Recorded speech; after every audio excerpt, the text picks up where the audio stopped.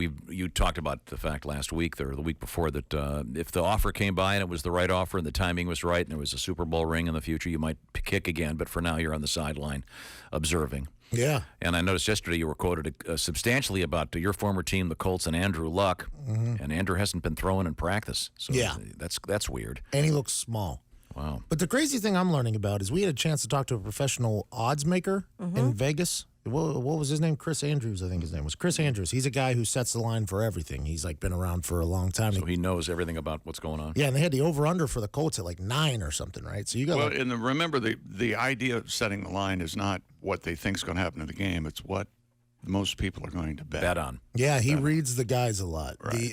What are they called? The smart one? Wise guys. Wise He guys. said sometimes we set the line to a wise guy, wise guys. If a wise guy walks in and he changed the line a little bit, we change it for him. So he thinks the Colts will win 9? No, that's what they had it at. And then all these reports started coming out about Andrew Luck, and fantasy football's kicking up. I just went to a fantasy football sports festival. So all this information is gigantic, which I didn't really understand whenever I was on the field. Right. I never knew about Pat it. met Gronk. Did you know that? Yeah, I met the Gronk this past weekend. Oh, really? I punted some footballs to Michael Rappaport.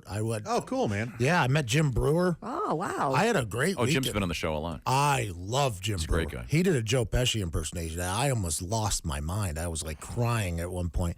But the Andrew Luck thing is very interesting. The guy, I watch local news like everybody else. You know, I go local news station. They do a little special with him, and he was out there coaching.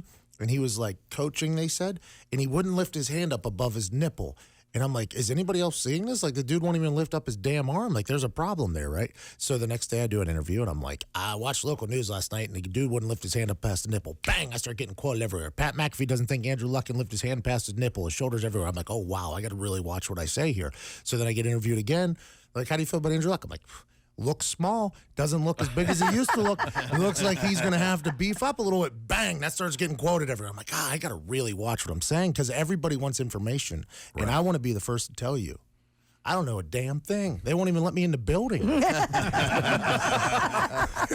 me in the building. So the headline is Pat McAfee, ignoramus. Yeah, it should be for the rest of my life. But you don't want to mention nipples when you're talking about a guy.